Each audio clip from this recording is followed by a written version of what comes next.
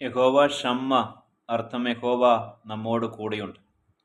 ആളത്വത്തിൽ യഹോവ സ്വർഗത്തിലാണെങ്കിലും ദൈവമായ യഹോവ തൻ്റെ ജനത്തോട്, തൻ്റെ മക്കളോട് കൂടെയിരിക്കുന്ന ദൈവമാണ്.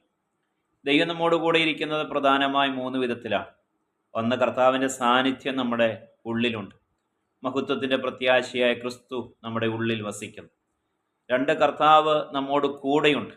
നാം തനിയായിരിക്കുമ്പോൾ നമ്മോട് കൂടെയുള്ള ദൈവമാണ്. 3, നാം കർത്താവിൻ്റെ നാമത്തിൽ ഒന്നിച്ചു കൂടുമ്പോൾ നമ്മുടെ നടുവിലുണ്ട്. നമ്മുടെ ഉള്ളിൽ വസിക്കുന്ന കർത്താവ്, നമ്മോട് കൂടിയിരിക്കുന്ന യേശു, നമ്മുടെ നടുവിൽ ഇറങ്ങി വരുന്ന കർത്താവ്. അങ്ങനെ 3 വിധത്തിൽ തൻ്റെ ജനത്തോട് ചേർന്ന് ദൈവത്തിൻ്റെ സാന്നിധ്യമുണ്ട്. ഈ 3 തലങ്ങളിലും ദൈവ സാന്നിധ്യം അനുഭവിക്കുവാൻ കഴിയുന്നത് ശ്രേഷ്ഠമാണ്. ദൈവത്തിൻ്റെ സാന്നിധ്യം കൂടെ ഉണ്ടെങ്കിലുള്ള പ്രത്യേകതകൾ എന്തൊക്കെയാണ്? ഒന്ന്, കർത്താവ് നമ്മളോട് കൂടെയുണ്ടെങ്കിൽ അവിടുന്ന് നമുക്ക് വഴി പറഞ്ഞു തരും. കൂട്ടായ്മ സാധ്യമാണ്. സങ്കീർത്തനം 32:8 നാം വായിക്കുന്ന പോലെ അവൻ നിനക്ക് ഉപദേശിച്ച് വഴി കാണിച്ചു തരും. അപ്പോൾ കർത്താവ് നമ്മളോട് കൂടെയുണ്ടെങ്കിൽ നമുക്ക് കർത്താവിനോട് സംസാരിക്കുവാൻ കഴിയും. അവിടുന്ന് നമ്മോട് സംസാരിക്കും.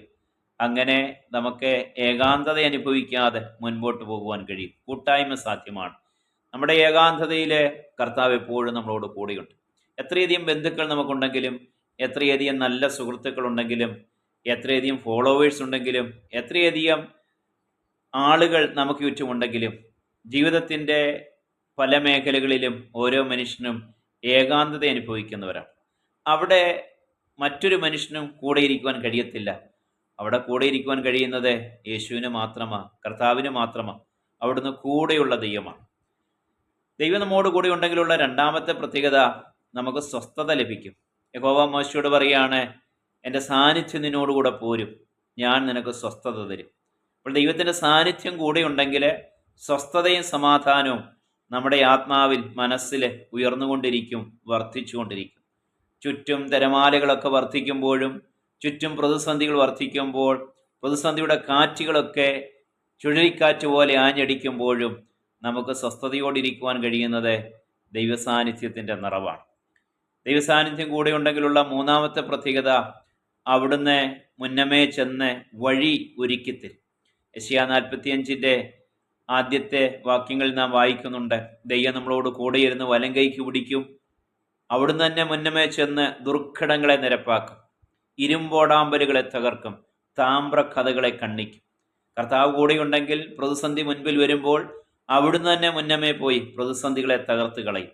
ഇരുമ്പ് പോലെ ബലമുള്ളതും താമ്രം പോലെ ശക്തിയുള്ളതുമായ തടസ്സങ്ങൾ മുൻപിൽ വരുമ്പോഴും ഇരുമ്പോടാമ്പലുകളെ തകർക്കുവാൻ, താമ്രക്കഥകളെ കണ്ണിക്കുവാൻ, വഴി ഒരുക്കി തരുവാൻ, വളഞ്ഞതിനെ ചുവള്ളതാക്കി തീർക്കുവാൻ, ദുർഘടങ്ങളെ നിരപ്പാക്കി തരുവാൻ നമ്മുടെ കർത്താവിന് കഴിയും. ദൈവസാന്നിധ്യം കൂടെ ഉണ്ടെങ്കിൽ വഴികൾ ഒരുക്കപ്പെടും. ദൈവത്തിൻ്റെ സാന്നിധ്യം കൂടെ ഉണ്ടെങ്കിലുള്ള നാലാമത്തെ പ്രത്യേകത, കൂരിരുൾ താഴ്വരയിൽ അനർത്ഥത്തെ ഭയപ്പെടാതെ മുൻപോട്ട് പോകുവാൻ കഴിയും. എന്താണ് സങ്കീർത്തനക്കാരൻ പറയുന്നത്? കൂരിരുൾ താഴ്വരയിലും ഞാൻ ഒരനർത്ഥവും ഭയപ്പെടുകയില്ല, കാരണം നീ എന്നോട് കൂടെ ഇരിക്കുന്നുവല്ലോ. അപ്പോൾ കൂരിരുൾ താഴ്വരയിൽ കർത്താവ് കൂടെ ഉണ്ടെങ്കിൽ നമുക്ക് അനർത്ഥങ്ങളെ ഭയപ്പെടാതെ മുൻപോട്ട് പോകുവാൻ കഴിയും. കാരണം കൂരിരുൾ താഴ്വരയിൽ മറഞ്ഞിരിക്കുന്ന അനർത്ഥങ്ങളെ നാം കാണുന്നില്ലെങ്കിലും കർത്താവ് കാണുന്നുണ്ട്. ആ അനർത്ഥങ്ങളുടെ നടുവിൽ അവിടുന്ന് നമ്മളെ നടത്താതെ കരങ്ങളിൽ വഹിക്കും, തോളിൽ വഹിക്കും. അങ്ങനെ ആ അനർത്ഥങ്ങൾ നമ്മളെ ബാധിക്കാതെ അതിനപ്പുറത്തെത്തുവാൻ നമുക്ക് കഴിയും. അപ്പോൾ ദൈവത്തിൻ്റെ സാന്നിധ്യം കൂടിയുണ്ടെങ്കിൽ കൂരിരുൾ താഴ്വരയിലെ അനർത്ഥങ്ങളെ കണ്ട് ഭയപ്പെട്ട് പിന്മാറിപ്പോകാതെ നമുക്ക് ജയാളികളായി മുൻപോട്ട് പോകുവാൻ കഴിയും. ദൈവത്തിൻ്റെ സാന്നിധ്യം കൂടെയുണ്ടെങ്കിലുള്ള അടുത്തൊരു സവിശേഷത, അവിടുന്ന് നമ്മളെ സഹായിക്കും, ശക്തീകരിക്കും. യെശയ്യാ 41:10 വാക്യം ബൈബിളിലെ പ്രസിദ്ധമായ ഒരു വചനമാണ്. നീ ഭയപ്പെടേണ്ട, കാരണം ഞാൻ നിന്നോട് കൂടെയുണ്ട്. ദൈവം നമ്മോട് പറയുകയാണ്, നീ ഭയപ്പെടേണ്ട, ഞാൻ നിന്നോട് കൂടെയുണ്ട്. നീ ഭ്രമിച്ചു നോക്കേണ്ട, ഞാൻ നിന്റെ ദൈവമാകുന്നു. ഞാൻ നിന്നെ ശക്തീകരിക്കും, ഞാൻ നിന്നെ സഹായിക്കും, എൻ്റെ നീതിയുള്ള വലം കൈ കൊണ്ട് ഞാൻ നിന്നെ താങ്ങും. അപ്പോൾ ദൈവത്തിൻ്റെ സാന്നിധ്യം കൂടെ ഉണ്ടെങ്കിൽ ഭയം കൂടാതെ, പരിഭ്രമം കൂടാതെ നമുക്ക് ജീവിതയാത്രയിൽ മുൻപോട്ട് പോകാൻ കഴിയും. വെല്ലുവിളികളെ നേരിടുവാൻ കഴിയും. നമ്മളെ ഏൽപ്പിച്ചത് പൂർത്തീകരിച്ച് ജയാളികളായി തീരുവാൻ കഴിയും. ദൈവം നമ്മോട് കൂടെയുള്ളത് കൊണ്ട് നമുക്ക് ഭയം കൂടാതെ നിരാശയ്ക്ക് അടിമപ്പെടാതെ ജയാളികളായി തീരുവാൻ ഇടയായിത്തീരും. ദൈവത്തിൻ്റെ സാന്നിധ്യം എപ്പോഴും നാം അനുഭവിക്കണം.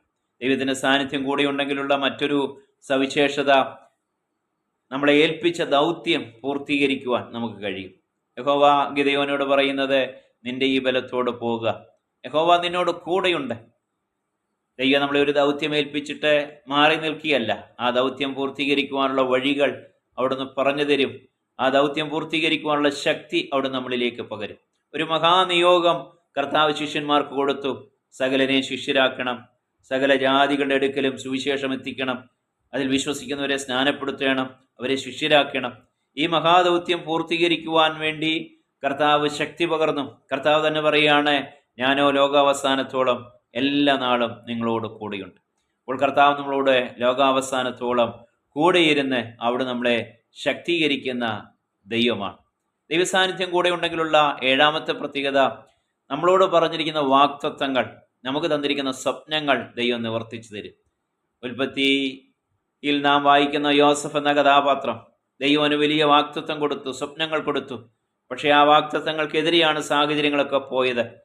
അവനെ കൊന്നുകളയുവാൻ സഹോദരന്മാർ ശ്രമിച്ചു, പൊട്ടക്കിണറ്റിലിട്ടു, അടിമയായി വിറ്റു, ചെയ്യാത്ത കുറ്റത്തിന് ജയിലിൽ കിടക്കേണ്ടി വന്നു. പക്ഷെ തക്ക സമയമായപ്പോൾ ദൈവം അവനെ ഉയർത്തി കൊട്ടാരത്തിലെത്തിച്ചു. തന്നോടുള്ള വാഗ്ദത്തം, സ്വപ്നങ്ങൾ ദൈവം നിവർത്തിച്ചു കൊടുത്തു. നാം തിരുവഴുത്തിൽ വായിക്കുന്നുണ്ട്, യഹോവ അവനോട് കൂടെയുള്ളത് കൊണ്ട് അവൻ കൃതാർത്ഥനായി, അർത്ഥം വിജയ ശ്രീലാളിതനായി.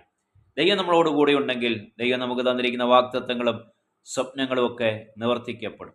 ദൈവസാന്നിധ്യത്തിൻ്റെ ഈ ഗുണങ്ങൾ നമുക്ക് അനുദിനം അനുഭവിക്കാം.